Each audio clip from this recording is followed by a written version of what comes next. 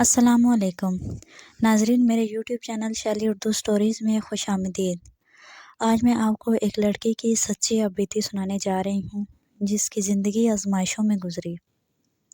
لیکن ویڈیو شروع ہونے سے پہلے اگر آپ نے میرے چینل کو سبسکرائب نہیں کیا تو جلدی سے سبسکرائب اور لائک کر دیں اور بیل نوٹیفیکیشن کو آن کر دیں تاکہ میری ہر نئی آنے والی ویڈیو کی اپڈیٹس آپ تک پہنچتی رہیں۔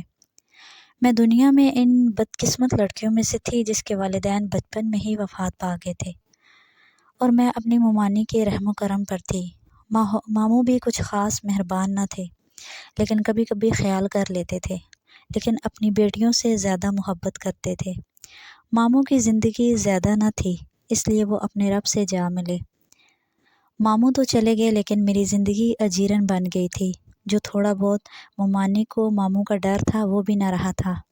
انہوں نے مجھ پر ظلم کرنا شروع کر دیا تھا۔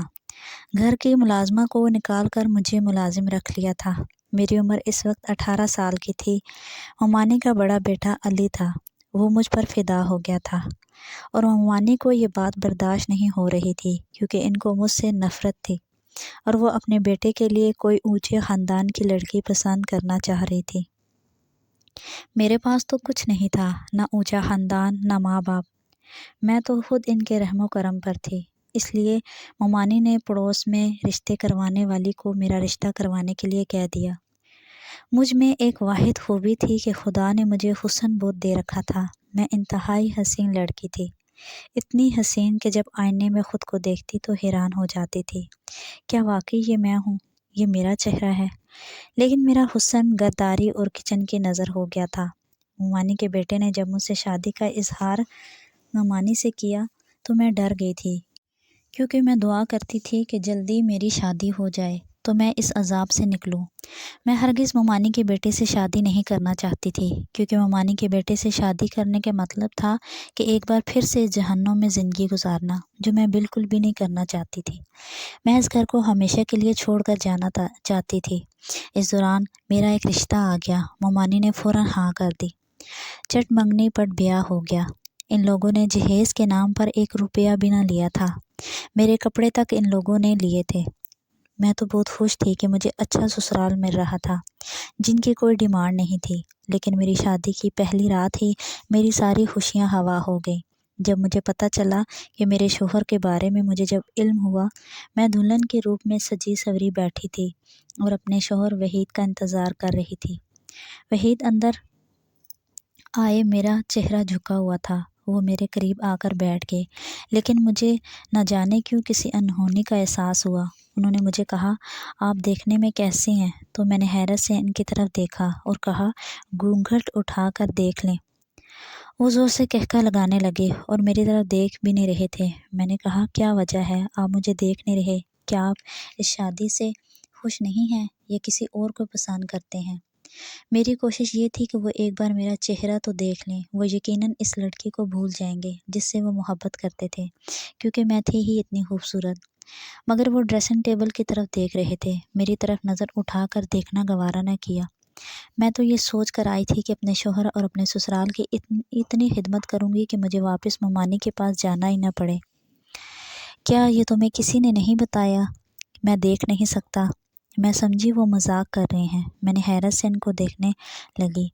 پھر میں نے کہا، وحید، یہ مذاق کا وقت نہیں ہے۔ آپ کے متعلق تو میں اس طرح کی بات برداشت نہیں کر سکتی۔ میں نے کہا، اللہ آپ کی آنکھوں کا نور سلامت رکھے۔ لیکن میرے شوہر وحید نے کہا، میں مذاق نہیں کر رہا، میں سچ مچ میں اندھا ہوں۔ یہ آپ کیا کہہ رہے ہیں؟ آپ کے والدین نے ہمیں دھوکہ دیا؟ کیوں کیا ایسے؟ تو وحید نے کہا، نہیں، ہم نے کوئی دھوکہ نہیں دیا، آپ کی ممانی سب جانتی ہیں۔ میری ممانی نے میرے ارمانوں کا خون کیا تھا۔ میری اس خوبصورتی کا کیا فائدہ؟ سراہنے والا ہی نہ ہو۔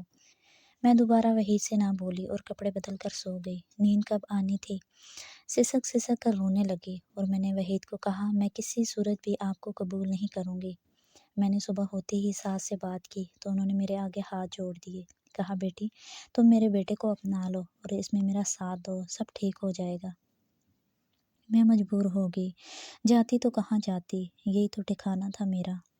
اس طرح کچھ دن گزر گئے، میں وحید کو منہ ہی نہ لگاتی تھی۔ ایک دن وحید نے کہا، میں 2 دن کام کے سلسلے میں باہر ہی ہوں گا، تم اپنا خیال رکھنا۔ میں چپ ہو گئی، مجھے اس کی ہمدردی نہیں چاہیے تھی۔ میرے شوہر چلے گئے۔ میں رات جیسے ہی اپنے کمرے میں سونے کے لیے گئی تو ایک نقاب پوش شخص میرے کمرے میں تھا۔ میں چیخ مارنے ہی لگی تھی کہ اس نے میرے منہ پر ہاتھ رکھ دیا اور کہا خاموش ہو جاؤ۔ کھڑکی بھی کمرے کی کھلی ہوئی تھی۔ اس نے دروازہ لاک کر دیا اور میں نے کہا تم کون ہو اور کیا چاہتے ہو؟ اس نے کہا میں تمہیں کوئی نقصان نہیں پہنچاؤں گا، میں تمہارا پڑوسی ہوں۔ تم چھت پر کپڑے پھیلانے گئی تو میں نے دیکھا اور تم سے محبت کر بیٹھا۔ میں تم سے بہت پیار کرنے لگا ہوں۔ تم کتنی خوبصورت ہو۔ پہلی دفعہ میری کسی نے اتنی تعریف کی تھی۔ پہلے میں نے سوچا کیا کروں، لیکن دل کے آگے ہار بیٹھی، کیونکہ میں بھی احساس کمتری کا شکار تھی۔ جو مجھے چاہیے تھا کوئی مجھ سے محبت کرے، میری خوبصورتی کو سرائے۔ وہ ساری رات پاس بیٹھ کر بہت پیاری پیاری باتیں کرتا رہا، میری تعریف کرتا رہا، لیکن اس نے مجھے کوئی نقصان نہ پہنچایا۔ اس طرح ہم دونوں ایک دوسرے سے محبت کرنے لگے۔ وحید چلے جاتے، میں فون پر اس سے باتیں کرتی رہی، اور جب وحید کام کے سلسلے میں باہر جاتے تو میں اس کو بلا لیتی۔ مجھے اس کی پیاری پیاری باتیں اچھی لگنے لگی تھیں۔ اس طرح 2-3 مہینے ہمارا یہی سلسلہ چلتا رہا۔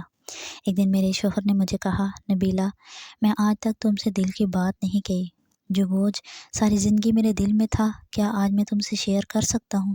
اگر تم شوہر نہیں بناتی، دوست تو بن سکتے ہیں نا۔ وہ بات کرتا، میں اس کی طرف دیکھتی بھی نہ تھی۔ میرے شوہر نے کہا میں پیدائشی اندھا نہیں تھا، ہاں میرا باپ اندھا تھا۔ میں پیدا ہوا، جیسے ہی ہوش سنبھالا میں نے ماں کو غلط دیکھا۔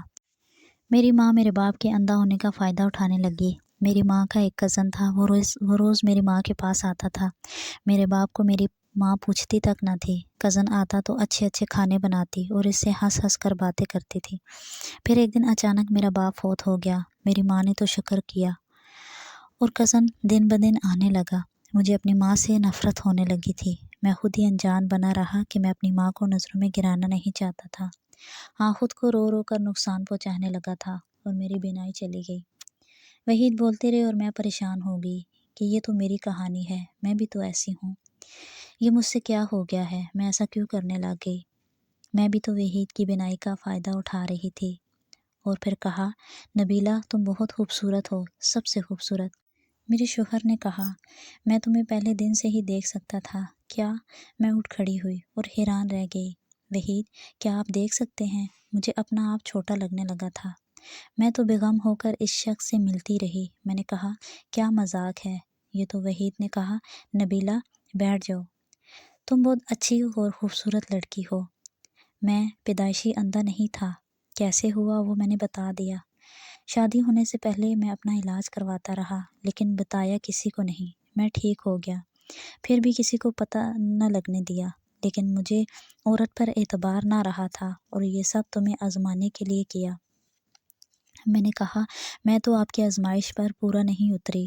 میرے شوہر نے کہا جس سے تم رات کو ملتی تھی وہ نقاب پوش کوئی اور نہیں تھا، وہ میں تھا۔ اور پھر وحید نے دراز سے نقاب نکال کر دیا۔ وہ کہہ رہے تھے اور میرا دل کر رہا تھا کہ زمین پھٹ جائے اور میں دھنس جاؤں۔ میں اپنے شوہر سے نظریں نہ ملا پا رہی تھی۔ میرے شوہر مجھے سمجھ گئے اور کہا نبیلہ تم شرمندہ نہ ہو، تم تو میری آزمائش پر پورا اتری ہو، تم پاک دامن ہو۔ تم ملتی ضرور رہی تھی پر اپنی حدود پار نہیں کی۔ ہاں، تم میں احساس کمتری تھی، محبت کی، رشتوں کی پیاسی تھی، اس لیے نقاب پوش کی باتوں سے اپنا دل بہلاتی رہی، پر تم ایک پاک دامن اور باحیا لڑکی ہو۔ میں سچ میں تم سے محبت کرنے لگا ہوں، تم تو دنیا کی بیسٹ عورت ہو۔ مجھے تو فخر ہے کہ مجھے تم جیسی بیوی ملی۔ میں روتے روتے ان کے پاؤں میں بیٹھ گئی۔ وحید پلیز مجھے معاف کر دیں۔ وحید نے کہا ماں تو تم مجھے کرو کہ میں نے تمہیں آزمایا، غلطی میری ہے، مجھے تمہیں نہیں آزمانا چاہیے تھا، اور ہر انسان خطا کا پتلا ہوتا ہے، تم نے کوئی خطا ہی نہیں کی۔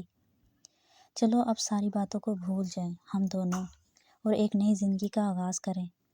اس رات میں سجدے میں گر کر خدا کا شکر ادا کرنے لگی کہ اللہ پاک آزمائش میں تو انسان کو ڈالتا ہے، ہر مشکل کے بعد آسانی بھی عطا فرماتا ہے۔ بے شک ہمارا رب غفور رحیم اور اپنے بندے پر بہت مہربان ہے۔